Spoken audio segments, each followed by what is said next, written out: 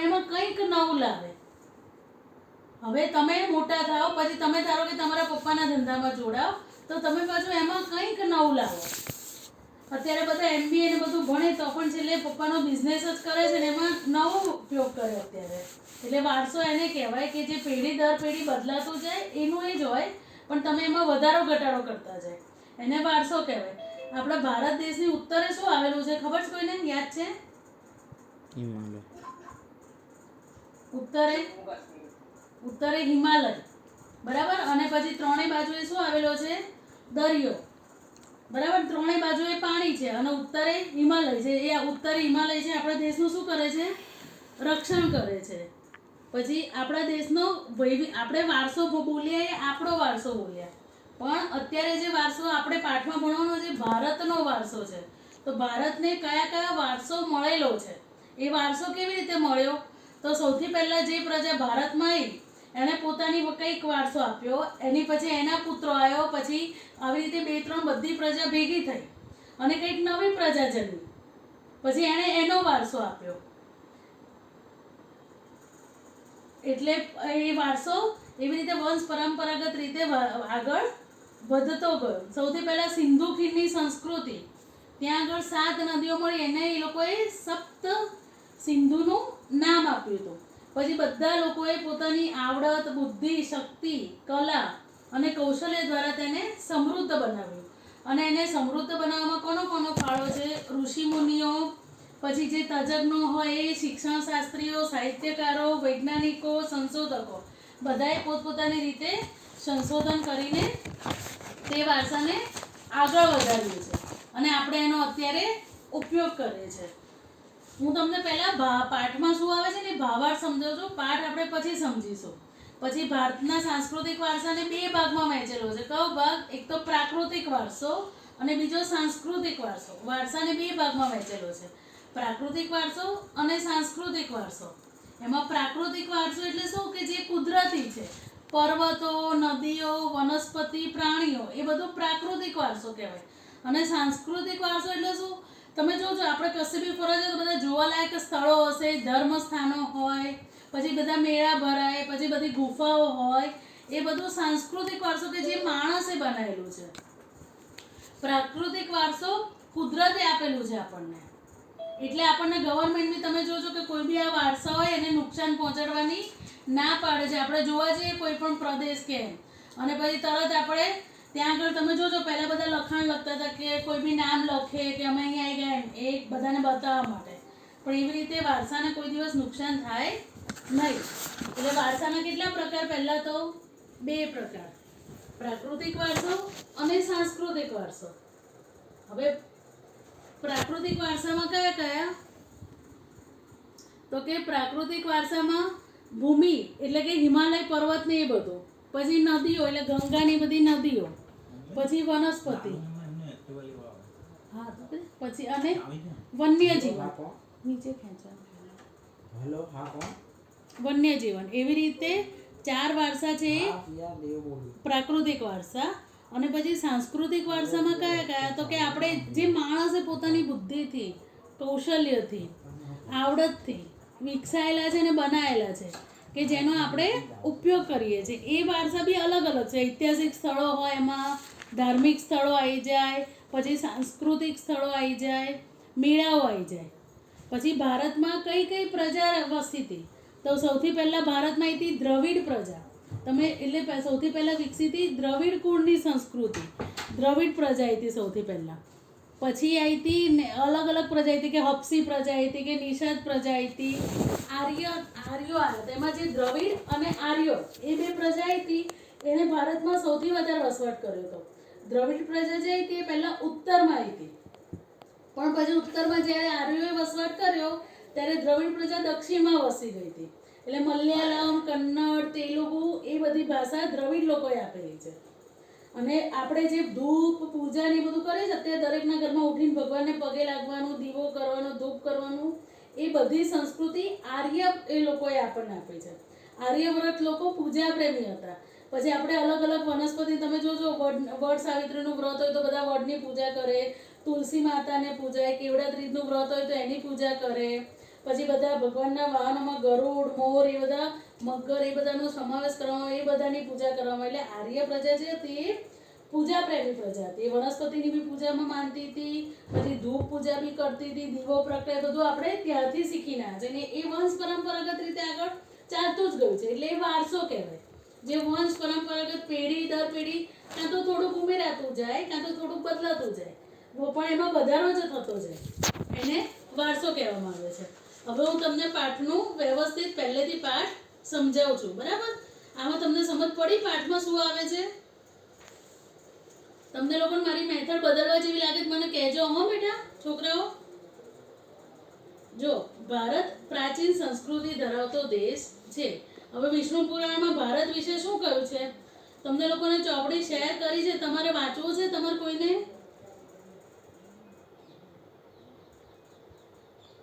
કોઈને વાંચવું બેટા? હા બોલ. હા તો વાંચો બેટા. આ વંદન પાછો ક્યાં જતો રહ્યો? મારે વંદનને બહુ શોધવો પડે. તો ગયો એકવાર તો કીધું.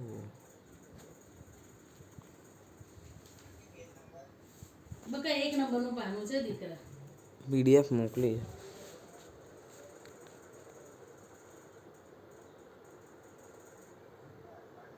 બસ પહેલી લીટી બકા, પહેલા પાઠની પહેલી લીટી થી.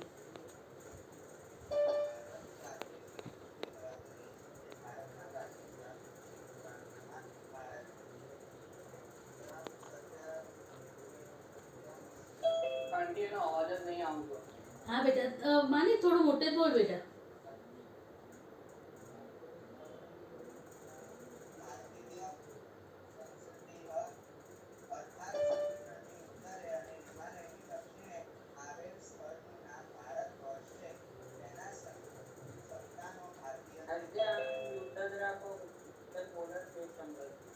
બકા એ તમે અવાજ ના કરો એટલે સંભળાશે બેટા. એને એક ફકરો તો વાંચવા દો, પછી હું બીજા બધાને વાંચાવું. હા મને સંભળાય છે. હું ધ્યાન આપું એટલે મને સંભળાય બેટા. સમજ પડી બકા? હા તો પછી ચાલ વાંચ.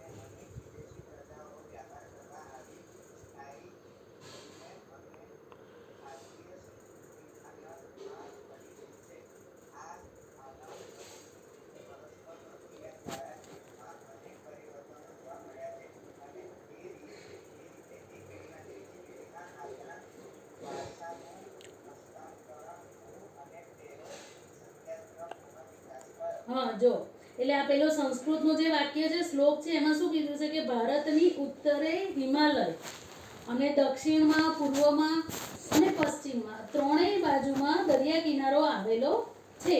આપણા દેશનું નામ ભારત કેવી રીતે પડ્યું એ ખબર છે? જ્યારે આપણા દેશમાં આર્ય પ્રજા આવી ને ત્યારે ભરત નામે રાજા હતા, અને એના ઉપરથી આપણા દેશનું નામ ભારત વર્ષ પડ્યું હતું. એટલે પછી ભારત વર્ષ, ભરતખંડ, જંબુદ્વીપ, આર્યવ્રત એ બધા શબ્દોનો ઉપયોગ જ્યારે કોઈ પણ સારું કાર્ય કરવાનું હોય ને ત્યારે લેવાતો હતો. આપણે અત્યારે કોઈ પણ સારું કાર્ય કરવું હોય તો શું નામ લખીએ ઉપર? કયા ભગવાનનું નામ લખીએ? ખબર છે કોઈને? હા ગણેશ ભગવાનનું લખીએ ને. એવી રીતે જ્યારે પહેલા જ્યારે આ બધી પ્રજા હતી ને, આર્ય પ્રજાની બધા, તો એ લોકો ભારત વર્ષ, ભરત, ભરતખંડ, જંબુદ્વીપ, આર્યવ્રત એ બધા નામથી કોઈ પણ શુભ કાર્ય કરતા હતા.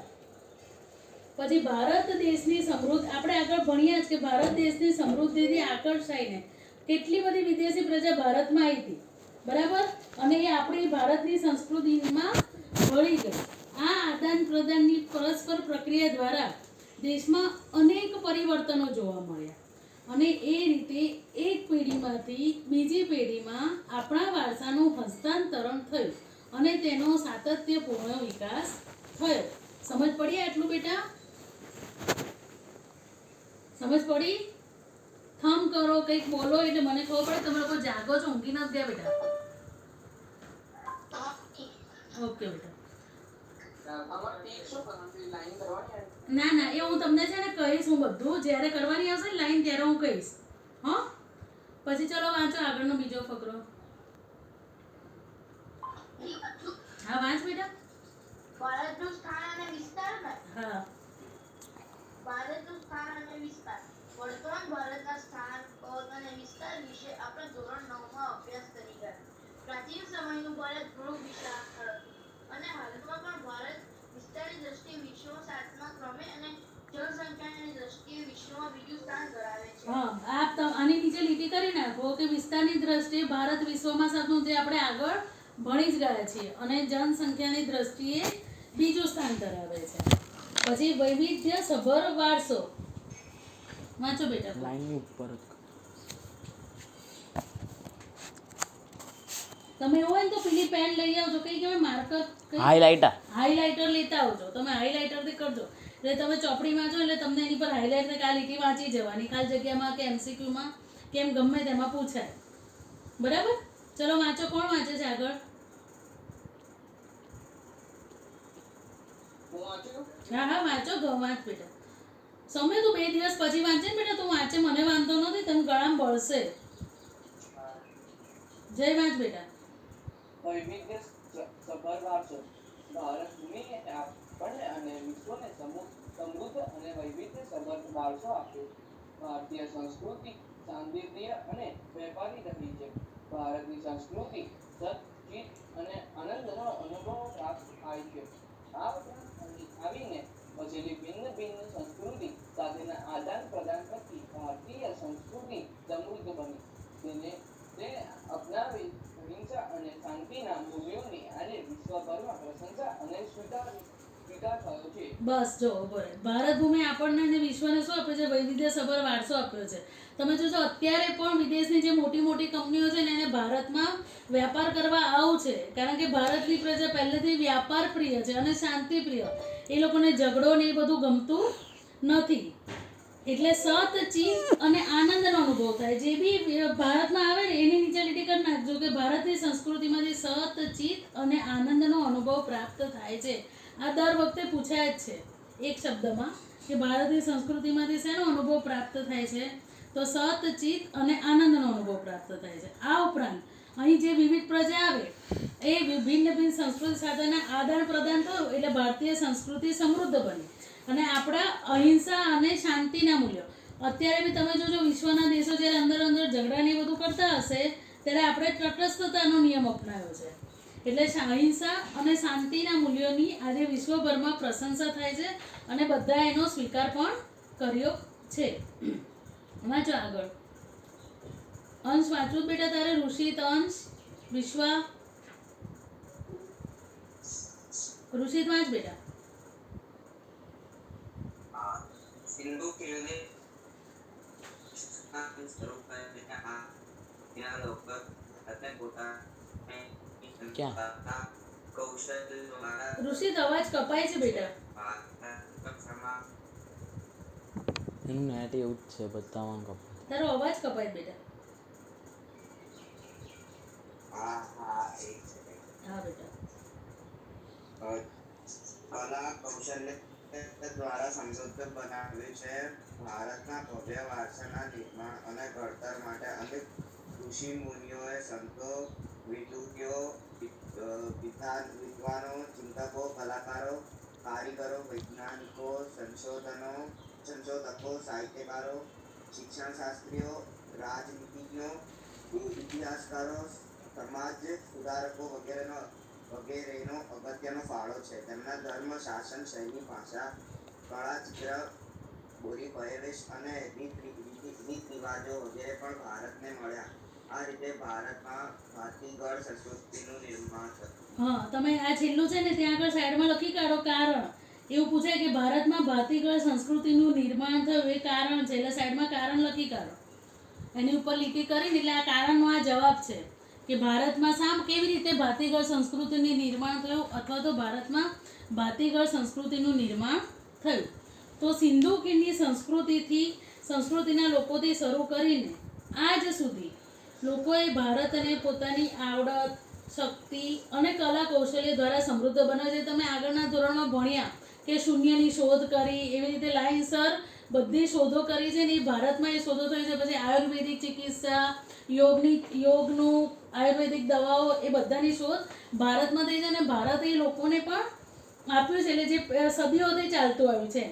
એટલે ભારતના ભવ્ય વારસાના નિર્માણ અને ઘડતર માટે અત્યારે જે આપણે પૂજા અને વિધિને બધું કરીએ, એ બધું કે આપણે શીખીએ ના, આપણા પૂર્વજો શીખ્યા ને એ લોકો કરે એ પ્રમાણે આપણે કરીએ છીએ. એટલે ઋષિ મુનિઓથી શીખ્યા, સંતો, વિદુષીઓ, વિદ્વાનો, ચિંતકો, કલાકારો, કારીગરો, વૈજ્ઞાનિકો, સંશોધકો, સાહિત્યકારો, શિક્ષણ શાસ્ત્રીઓ, રાજનીતિજ્ઞો, ઇતિહાસકારો, સમાજ સુધારકો વગેરેનો અગત્યનો ફાળો છે. અથવા તો એક માર્કમાં એવો સવાલ પૂછાય કે ભારતના ભવ્ય વારસાના નિર્માણ અને ઘડતર માટે કોણે અગત્યનો ફાળો આપ્યો છે? તો શું જવાબ લખશો એમાં? બોલો.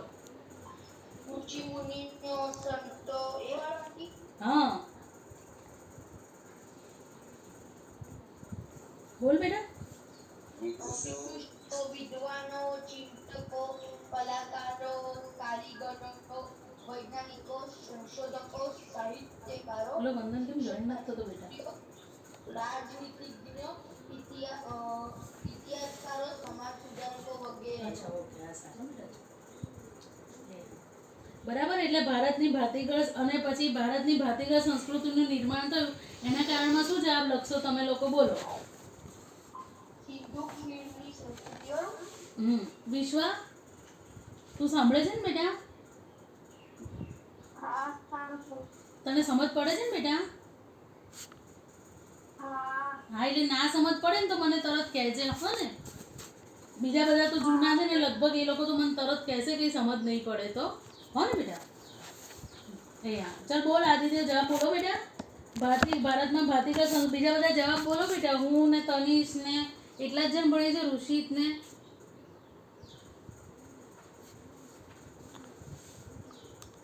બોલો બેટા.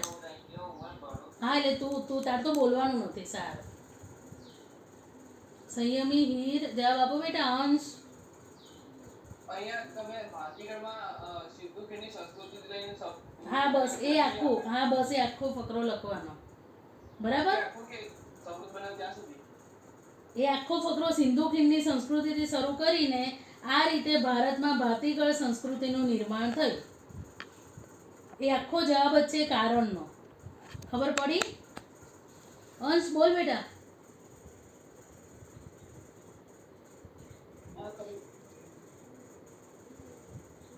એની જવાબ બોલવો જ બેટા તારે. અંશ, સંયમી, હીર. સિંધુ ખીણની સંસ્કૃતિના લોકોથી શરૂ કરીને આજ દિન સુધીના લોકોએ ભારતને પોતાની આવડત, બુદ્ધિ, શક્તિ અને કલા કૌશલ્ય દ્વારા સમૃદ્ધ બનાવ્યું છે.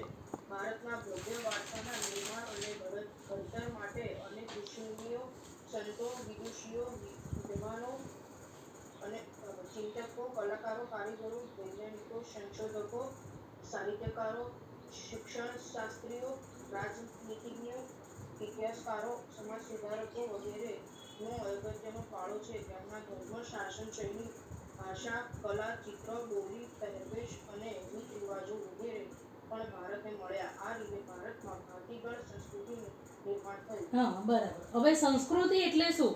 તો સંસ્કૃતિની અલગ અલગ વ્યાખ્યા છે. કોઈ કેવું કીધું છે કે સંસ્કૃતિ એટલે જીવન જીવવાની રીત. પછી કોઈ કેવું કીધું છે કે માનવ મનનું ખેડાણ. માનવ મનનું ખેડાણ એટલે શું? કે માનવના કોઈ પણ માણસના મગજમાં જે બી વિચાર આવ્યો એ વિચાર એને વ્યક્ત કરી દીધો. માનવ મનનું ખેડાણ એટલે એમાં એને સમાજની ટેવો, મૂલ્ય, આચાર, વિચાર, ધાર્મિક પરંપરાઓ, રહેણીકરણી અને જીવનને ઉચ્ચતમ ધ્યેય સુધી લઈ જતા આદર્શોનો સરવાળો એમ કહી શકાય. એ વ્યાખ્યા કોણે આપી છે? બી મેલિનો વસ્કીના મતે. હું તમને એનો ફોટો મોકલી દઈશ. મેં લખેલો, તમને મારી ચોપડી શેર કરેલી છે ને, તો એમાં જોઈ લો, મેં લખેલું છે નામ. એ નામ લખી કાઢજો એમાં, નહીં તો તમે જોડણીમાં ભૂલ કરશો પછી. એટલે હવે તમને એવું પૂછાય, 2 માર્કમાં પૂછાય છે, ત્યાં સંસ્કૃતિનો અર્થ છે ને, ત્યાં સાઈડમાં લખી કાઢો 2 માર્ક.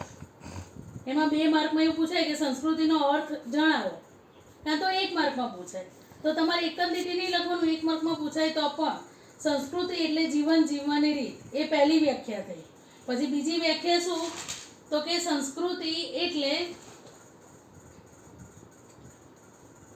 એમાં જીવન જીવવાની રીત. પછી એમાં શું લખવાનું આગળ કે દેશ કે સમાજ. હું તમને આ ચોપડાનો ફોટો મોકલીશ કે જેમાં મેં લખેલી છે વ્યવસ્થિત, બરાબર. તો સંસ્કૃતિની વ્યાખ્યા હું બોલું છું. પહેલી વ્યાખ્યા એટલે જીવન જીવવાની રીત. પછી એમાં શું લખવાનું કે દેશ કે સમાજમાં કાળક્રમે બદલાતા સંજોગો અનુસાર જનજીવનમાં આવતા પરિવર્તનો, સુધારા, સામાજિક નીતિ રીતિ વગેરે ભિન્ન ભિન્ન સમાજો દ્વારા સંસ્કૃતિ બને છે. એ સમજાયું છે કે જીવન જીવવાની રીતમાં. પછી બીજી વ્યાખ્યા તો કે બી મેલિનોવસ્કીના મતે સંસ્કૃતિ એટલે માનવ મનનું ખેડા. પછી ત્રીજી વ્યાખ્યા સંસ્કૃતિ એટલે માનવ સમાજની ટેવો, મૂલ્યો, આચાર વિચાર, ધાર્મિક પરંપરાઓ, રહેણીકરણી અને જીવનને ઉચ્ચતમ ધ્યેય સુધી લઈ જતા આદર્શોનો સરવાળો. ઉચ્ચતમ ધ્યેય, એ શબ્દ ધ્યાન રાખજો કે આપણે સારામાં સારું જીવી શકીએ, ઉચ્ચતમ ધ્યેય પ્રાપ્ત કરી શકીએ તેવા બધા આદર્શોનો સરવાળો. માનવ સમાજની ટેવો એટલે એમાં ખરાબ ટેવો પણ હોય, પણ આપણે ખરાબ ટેવો નથી લેવાની, સારી ટેવો લેવાના છે. પછી સારા વ્યક્તિના જીવનના મૂલ્યો લેવાના, આચાર વિચાર સારા લેવાના, ધાર્મિક પરંપરાઓ, રહેણીકરણી અને જીવનને ઉચ્ચતમ ધ્યેય સુધી લઈ જતા આદર્શોનો સરવાળો. ચોથી વ્યાખ્યા સંસ્કૃતિ એટલે ગુફાથી ઘર સુધીની માણસની જીવન યાત્રા. સમજ પડી? જ્યારે આદિમાનવ આવ્યો હતો ત્યારે શેમાં રહેતો હતો? ગુફામાં રહેતો હતો. અને અત્યારે આપણે શેમાં રહીએ છીએ? ઘરમાં રહીએ છીએ.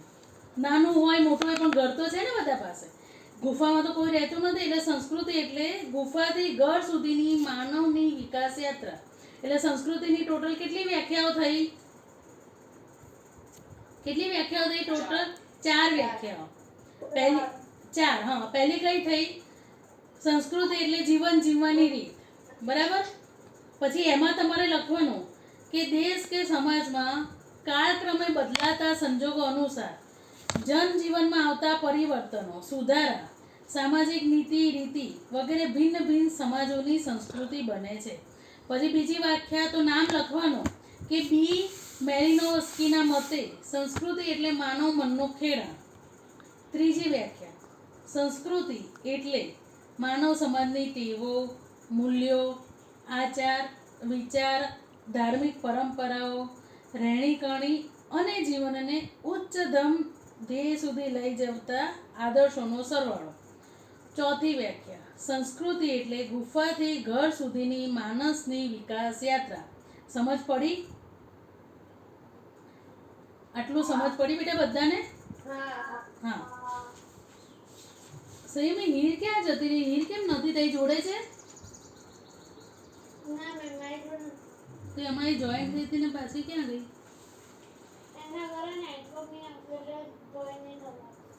હા હા બરાબર. તું છું? તું ક્યાં છું? તો ના છે. હા રી, હા મને નામ ના દેખો બેટા. આ છું તું. હવે ભારતનો સાંસ્કૃતિક વારસો. વારસો એટલે શું? મેં તમને હમણાં જ કીધું કે આપણા પૂર્વજો તરફથી મળેલી અમૂલ્ય ભેટ. વારસો એટલે શું?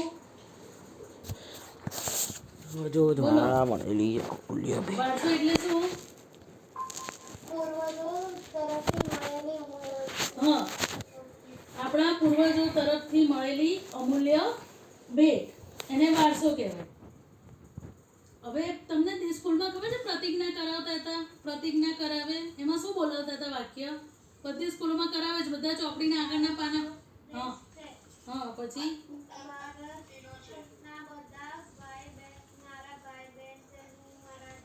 હા જો હવે આવ્યું, હું મારા દેશને ચાહું છું અને એના સમૃદ્ધ અને વૈવિધ્યપૂર્ણ વારસાનો મને ગર્વ છે.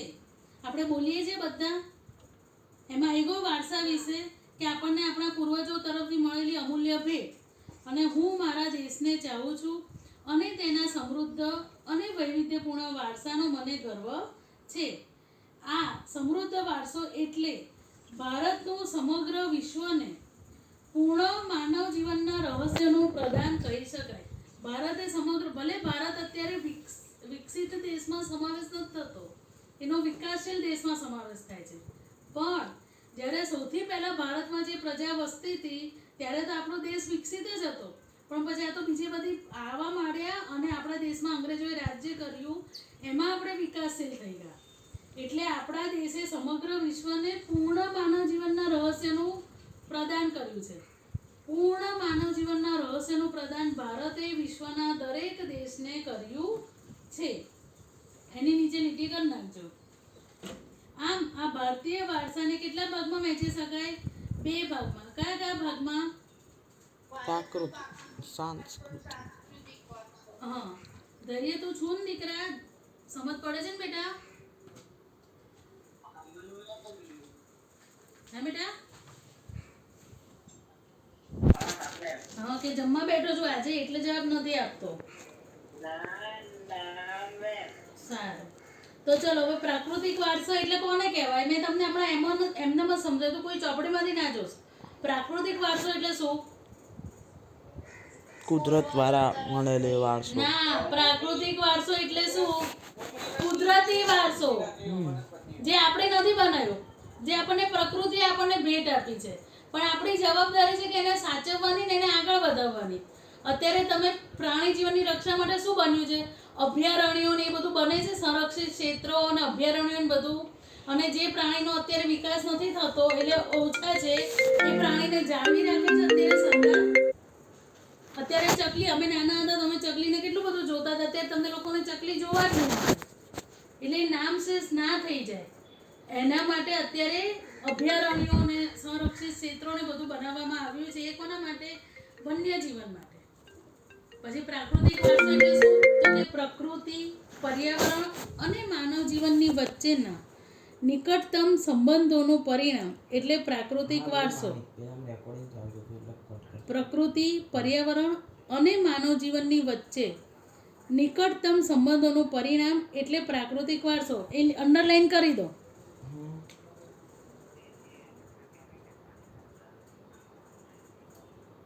કઈ જગ્યાએ છે? જો બીજા નંબરનો પાનામાં વારસા એ વિશ્વને કંઈક આપ્યું છે એવું કંઈક બોલ્યું ને, માનવ કહે છે ફરતી સમજ વારસાવાળું.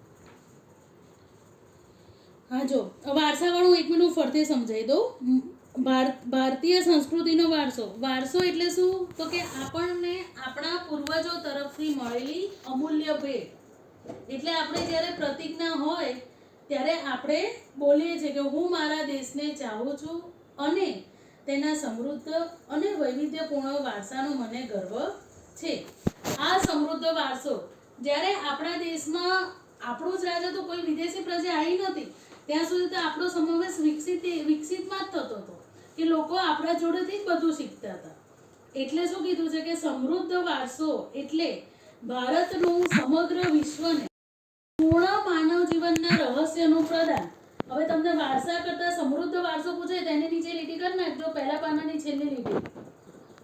સમૃદ્ધ વારસો એટલે ભારતનું સમગ્ર વિશ્વને પૂર્ણ માનવ જીવનના રહસ્યનું પ્રદાન. માની સમજ પડી ગઈ બેટા? હવે એક વારસાએ વિશ્વને કંઈક આપ્યું છે એવું કંઈક બોલતો. માની તો હવે સમજ પડી બેટા? હે? માઇક બગડેલું છે. ઓકે, એ સારું.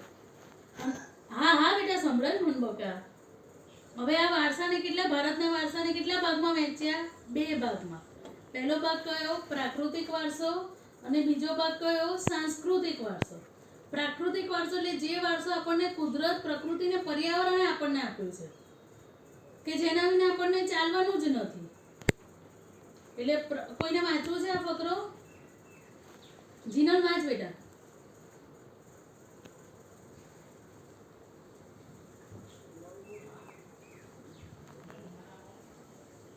જીનલ.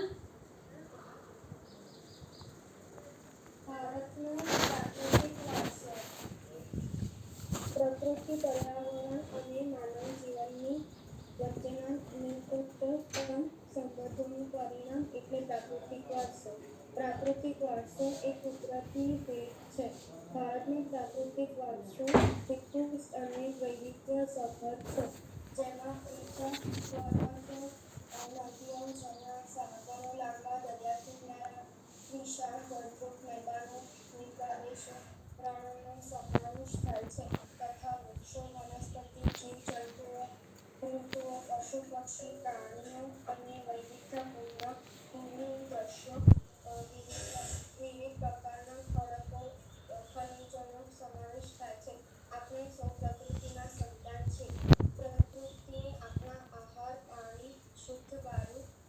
જીવન જેવી લગભગ બધી જ આવશ્યકતાઓ માટે સુંદર વ્યવસ્થા કરી છે. બસ એક મિનિટ ઊભી રહે બેટા, ઊભી રહે. જો હું આટલું સમજાવી દઉં. પ્રકૃતિ, પર્યાવરણ અને માનવ જીવન વચ્ચેની નિકટતમ સંબંધોનું પરિણામ એટલે પ્રાકૃતિક વારસો.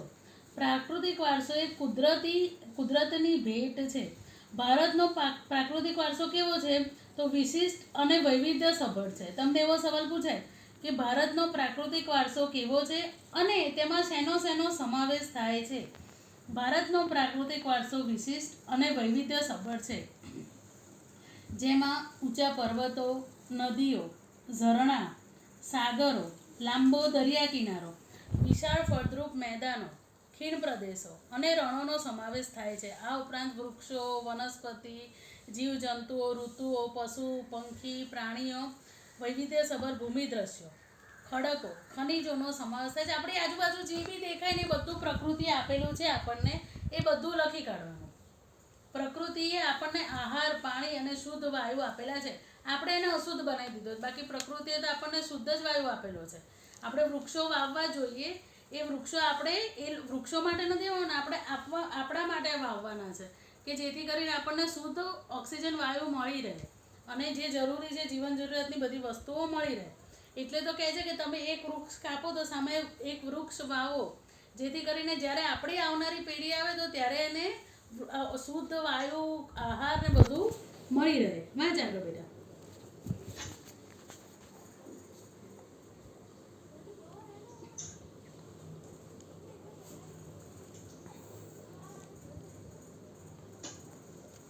પ્રકૃતિ સાથેનો આપણો વ્યવહાર શ્રદ્ધાપૂર્વક હોવાના ઉદાહરણો પંચતંત્રની વાર્તાઓ અને બૌદ્ધ ધર્મની જાત કથાઓમાં જોવા મળે છે. આપણા લોકસંગીત અને શાસ્ત્રીય સંગીતમાં પણ ઋતુઓ અને પ્રકૃતિ સાથેનો સંબંધ જોવા મળે છે.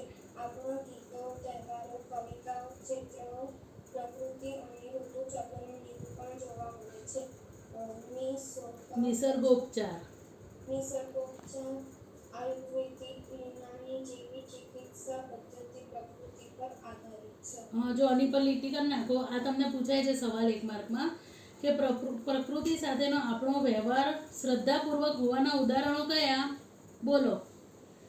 પંચતંત્રની વાતો અને બૌદ્ધ ધર્મની જાત કથાઓ. હા, જાતક કથાઓ, જાત કથાઓની બૌદ્ધ ધર્મની જાતક કથાઓ.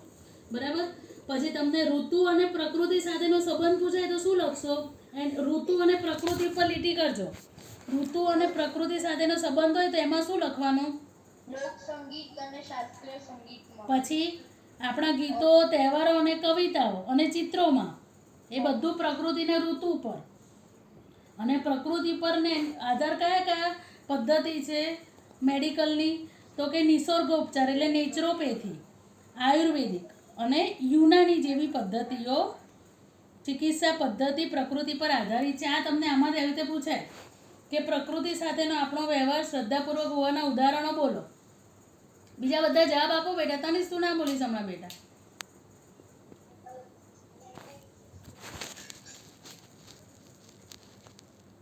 બોલો બેટા જવાબ બીજા બધા. હા બોલો. પ્રકૃતિ સાથેનો આપણો વ્યવહાર શ્રદ્ધાપૂર્વક હોવાના ઉદાહરણ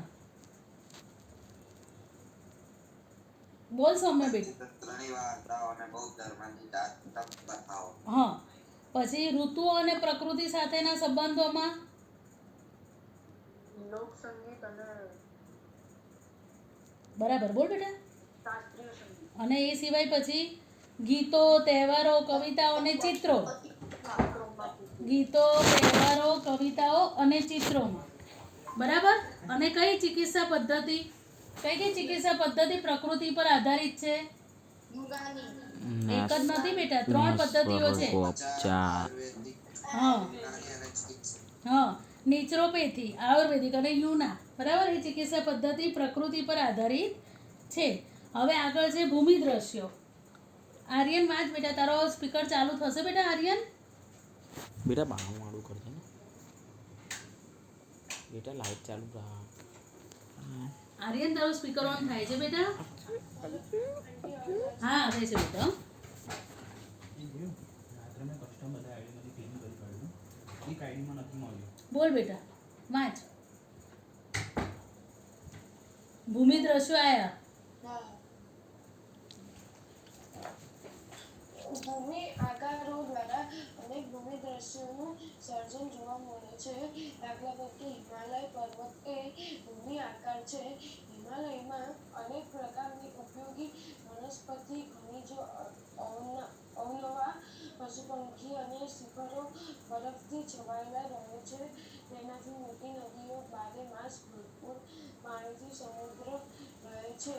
તરાઈના જંગલો પણ ત્યાં આવેલા છે. હિમાલયમાં અમરનાથ, બદ્રીનાથ, કેદારનાથ જેવા યાત્રાના સ્થળો, નંદા દેવી જેવા શિખરો પણ આવેલા છે. ભારત માટે હિમાલયનું મહત્વ ઘણું છે. હા, જો કેમ હિમાલયનું મહત્વ ઘણું છે. એક તો સૌથી પહેલું તો તમારે શું લખવાનું ખબર છે, જે આપણે ગઈ સાલ ભણ્યા એ તમે આમાં એ લીટી લખી કાઢજો કે આપણા દેશનું રક્ષણ કરતી કુદરતી દિવાલ છે. બરાબર? પહેલું વાક્ય તો એ જ લખી કાઢવાનું કે આપણા દેશનું રક્ષણ કરતી કુદરતી દિવાલ. એ લખી કાઢો જેની પાસે ચોપડી હોય એમાં જ.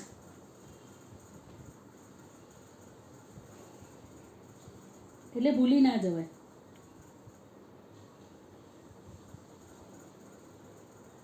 પછી એ બીજું વાક્ય આમાં આપણા દેશનું રક્ષણ કરતી કુદરતી દિવાલ. તમે છે ને જવાબ લખો ને હંમેશા પોઈન્ટ પાડીને જ લખજો. હા બેટા, હવે તમારે 10મા મહિને નિયમ બનાવી દેવાનો. 2 માર્કનો હોય, 3 માર્કનો હોય કે 4 માર્કનો હોય, બધા જવાબ તમારે લાઈનસર પોઈન્ટ પાડીને જ લખવાના. એટલે પહેલો પોઈન્ટ શું લખી કાઢવાનું, તમને આ કારણમાં પૂછાય કે ભારત માટે હિમાલયનું મહત્વ ઘણું છે, સમજાવો. એની નીચે લીટી કરી નાખજો ચોપડીમાં કે ભારત માટે હિમાલયનું મહત્વ ઘણું છે. એની નીચે લીટી કરી નાખજો. તો સૌથી પહેલું વાક્ય શું લખવાનું, તો કે આપણા દેશનું રક્ષણ કરતી કુદરતી દિવાલ છે. પછી બીજું શું લખવાનું, તો કે હિમાલયમાંથી આપણને અનેક પ્રકારની ઉપયોગી વનસ્પતિ, ખનિજો, અવનવા પશુપંખીઓ, શિખરો, બરફથી છવાયેલા શિખરો જોવા મળે છે. પછી હિમાલયમાંથી નીકળતી નદીઓ બારેમાસ પાણીથી ભરપૂર રહે છે. તરાઈના જંગલો આવેલા છે. આની નીચે અંડરલાઈન કરી નાખો કે હિમાલયના યાત્રાના સ્થળો કયા કયા બોલો. અમરનાથ, બદ્રીનાથ અને કેદારનાથ.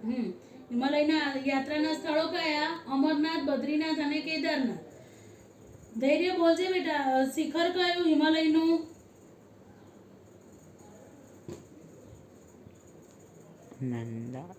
ધૈર્ય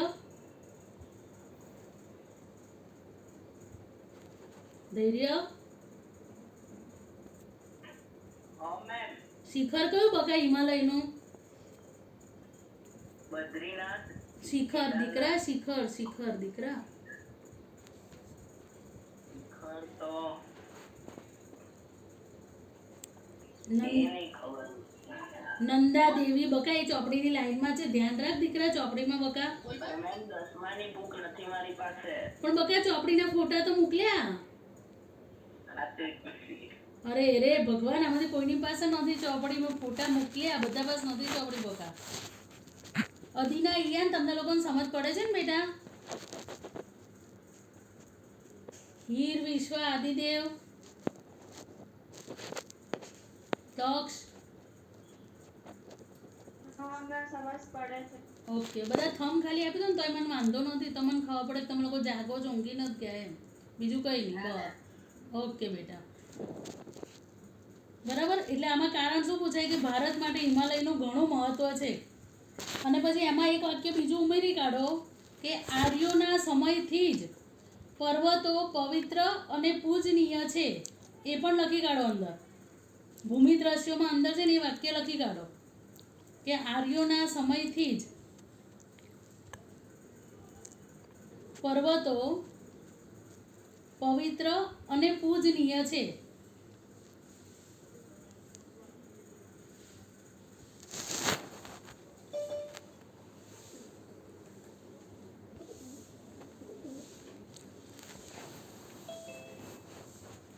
લખી કાઢો વાક્ય બેટા.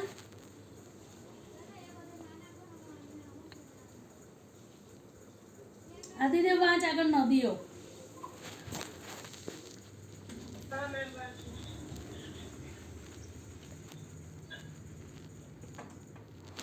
પ્રાચીન કાળથી નદીઓ પ્રાકૃતિક માર્ગ પૂરો પાડતી રહી છે. ભારતીય સંસ્કૃતિ સિંધુ અને રાવી નદીના કિનારે પાલન પોષણ પામી છે. સિંધુ, ગંગા, યમુના, સરસ્વતી, નર્મદા, ગોદાવરી, કૃષ્ણા, કાવેરી જેવી લગભગ બધી જ નદીઓએ ભારતના લોકજીવન પર પ્રગાઢ અસરો ઉપજાવી છે. પીવાનું પાણી, વપરાશનું પાણી, સિંચાઈ, વીજળી, ખેતી, જળમાર્ગ જેવી આપણી મહત્વની જરૂરિયાતો સંતોષવામાં નદીઓનું સ્થાન અગ્રીમ છે. તે ઉપરાંત માટીના વાસણો, મકાનો, લીંપણ તથા ઉદ્યોગના વિકાસ માટે પણ માનવીએ નદીના પાણી પર આધારિત રહેવું પડ્યું છે.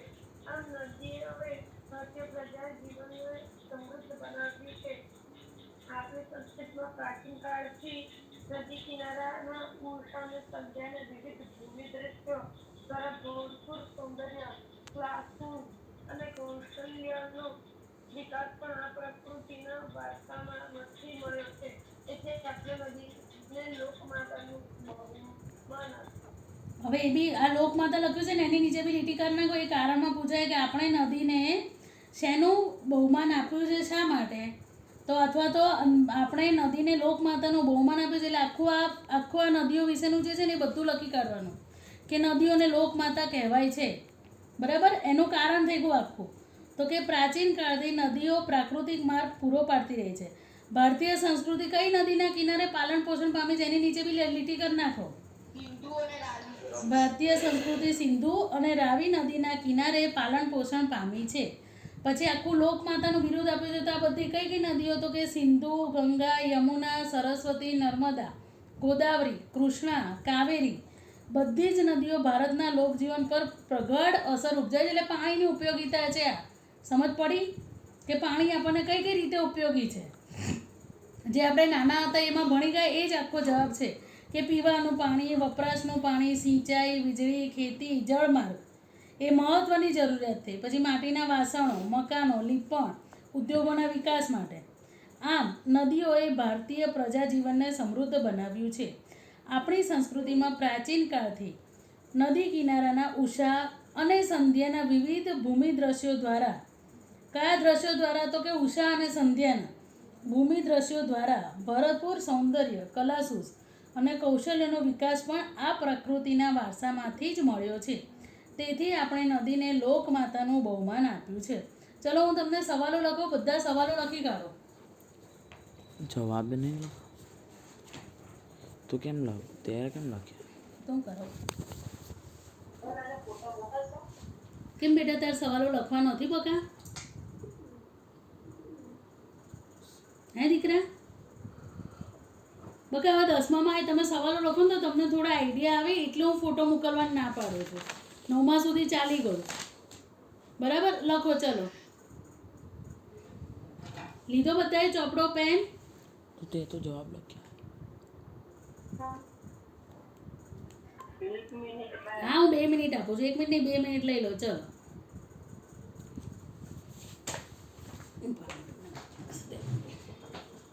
મારી માટે નથી.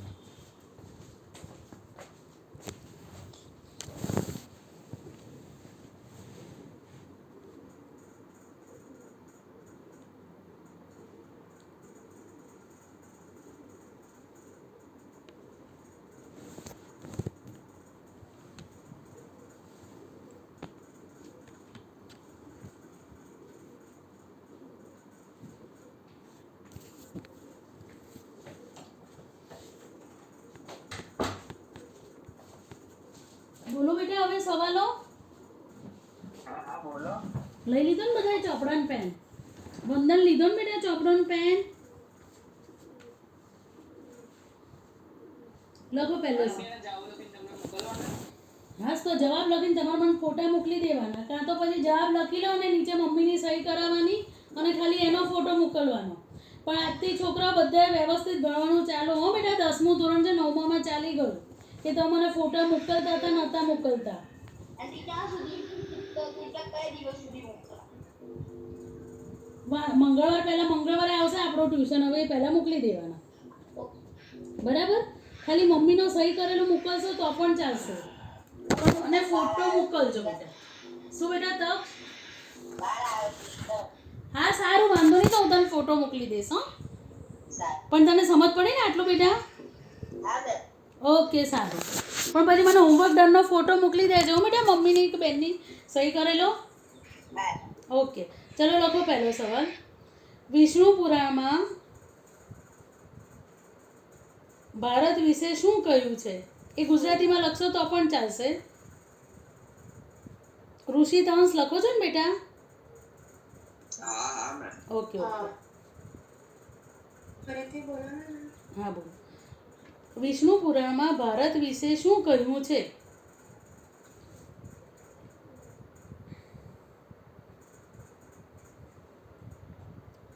માનિક ક્યાં જતો રહ્યો પાછો? જગ્યા છોડી દો. ના, બીજો સવાલ. એ રીતે નહીં. સવાલ જો તમારે જગ્યા છોડવી હોય તો જગ્યા છોડીને લખજો. તમારે પછી બધા જવાબ જોડે લખવા હોય તો જોડે લખજો. તમારે જેમ કરવું હોય એમ કરજો. હા, આંટી તો જેટલું જ ચલાવ્યું છે એટલા જ સવાલ લખવાશો કે બધા સવાલ લખાઈ ના ના, જેટલું ચલાવ્યું છે એટલું જ. પછી આખા પાઠના સવાલ જવાબ પતી જશે ને, એટલે હું સવાલ લખાઈશ, તમે જવાબ લખી લેશો ને, પછી જે મેં ચોપડામાં જે પોઈન્ટ પાડીને લખેલો છે ને એના હું ફોટા મોકલી દઈશ તમને. એ તમારે આખું ઉતારી દેવાનું ચોપડામાં. બરાબર? બીજો સવાલ. ભારતમાં શુભ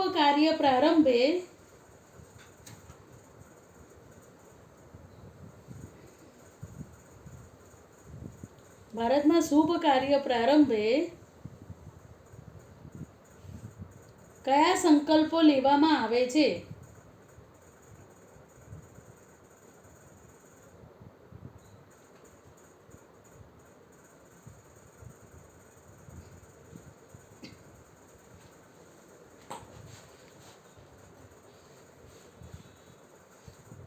ત્રીજો સવાલ. આપણા દેશમાં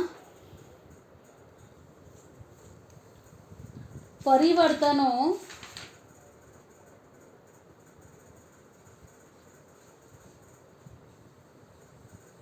કઈ રીતે જોવા મળ્યા? શું આંટી? આપણા દેશમાં પરિવર્તનો કેવી રીતે જોવા મળ્યા?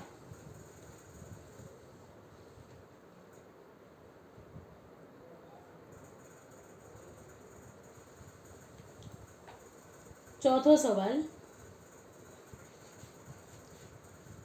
ભારતની સંસ્કૃતિમાંથી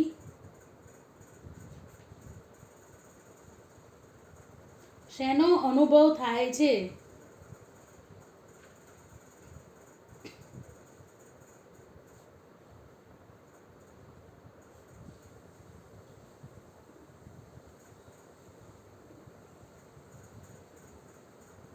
આગળ ઉભો રે, એટલું બોલો. શું સવાલ? ભારતની સંસ્કૃતિમાંથી શેનો અનુભવ પ્રાપ્ત થાય છે બેટા? હવે આગળનો સવાલ. ભારતના ભવ્ય વારસાના નિર્માણ અને ઘડતર માટે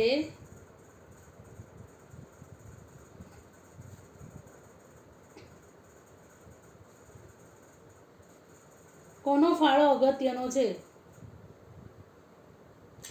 ભવ્ય પછી શું હતી? ભારતના ભવ્ય વારસાના નિર્માણ અને ઘડતર માટે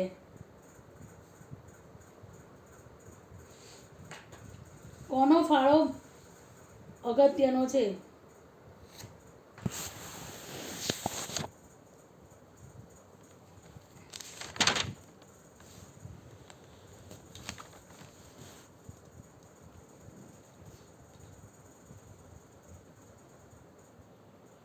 આગળનો સવાલ.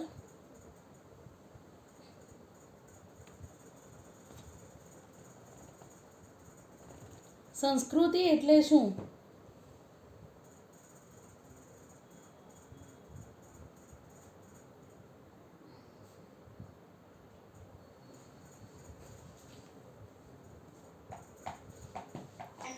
હા બેટા ચાલે ચાલ લખી દેવાનું ઓલું હા હા બેટા એ તો બેટા મેં શેની વ્યાખ્યા તને કરાવી હતી 4 4 વાળી તો સંસ્કૃતિની. હા એ બધું લખી કાઢવાનું. 4 નથી 6 જ હું તમને ફોટો મોકલીશ એના જવાબનો. 6 છે ટોટલ હો ને કે ઇતિહાસમાં સંસ્કૃતિ એટલે શું એ પણ છે. તો ઇતિહાસ શિક્ષણ સાહિત્ય સંગીત નૃત્ય શિલ્પ સ્થાપત્ય હસ્તકલા વગેરે ક્ષેત્રમાં ઉચ્ચ સિદ્ધિઓ પ્રાપ્ત કરવી એટલે ઇતિહાસમાં સંસ્કૃતિનો અર્થ આવો થાય. અને સંસ્કૃતિમાં કોઈ પણ પ્રજા સમૂહથી આગવી જીવનશૈલીનો સમાવેશ થાય છે. ધ વે ઓફ લાઈફનો સમાવેશ થાય એમ. એ હું મોકલી દઈશ ફોટો પાડીને તમને એનો જવાબ. પછી આગળનો સવાલ, ભારતીય સંસ્કૃતિ સમૃદ્ધ કેવી રીતે બની?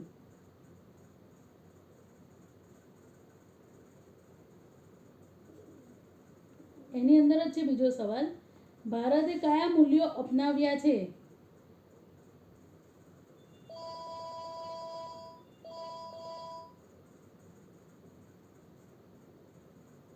આગળનો સવાલ, ભારતે કયા મૂલ્યો અપનાવ્યા છે?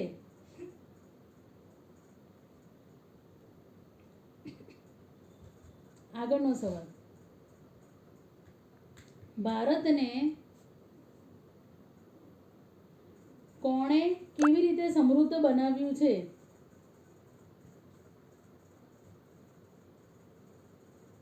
શું આંટી ભારતને કોણે કેવી રીતે સમૃદ્ધ બનાવ્યું છે?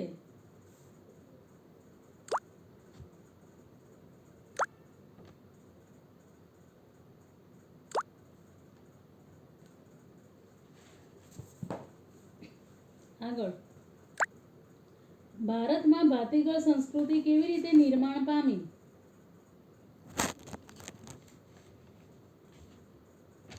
ભારતમાં ભાતીગળ સંસ્કૃતિ કેવી રીતે નિર્માણ પામી?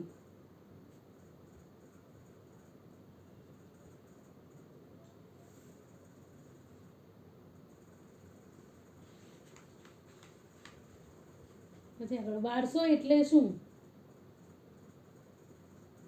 એનો બી હું ફોટો મોકલી દઈશ કારણ કે 3 વ્યાખ્યા છે એમાં બી. વારસાની પણ 3 વ્યાખ્યા છે. વારસો એટલે શું?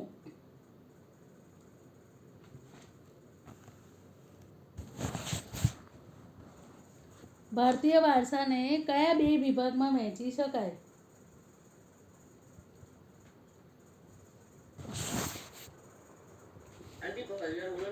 ભારતીય વારસાને કયા 2 વિભાગમાં વહેંચી શકાય?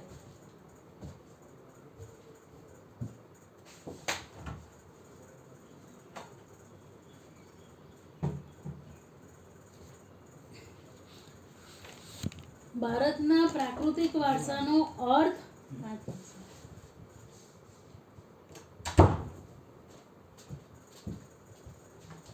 અને તેના પ્રકાર જણાવો. ભારતના પ્રાકૃતિક વારસાનો અર્થ અને તેના પ્રકાર જણાવો.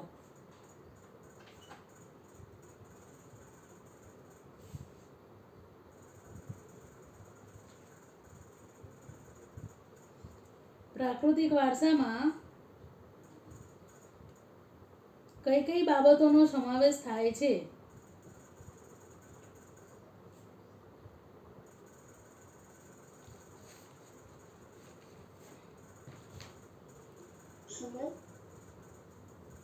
પ્રાકૃતિક વારસામાં કઈ કઈ બાબતોનો સમાવેશ થાય છે?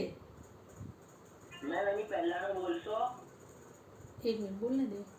ભારતના પ્રાકૃતિક વારસાનો અર્થ અને તેના પ્રકાર જણાવો. ભારતના પ્રાકૃતિક વારસાનો અર્થ અને તેના પ્રકાર જણાવો.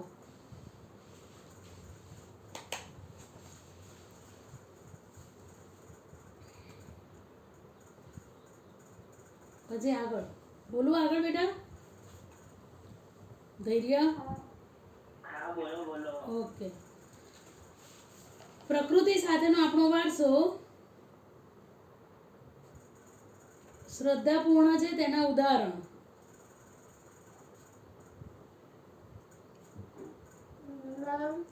હા બોલો બેટા. પ્રકૃતિ સાથેનો આપણો વારસો શ્રદ્ધાપૂર્ણ છે તેના ઉદાહરણ જણાવો. યાદ છે કોઈને કયા ઉદાહરણ હતા? 2 ઉદાહરણ હતા.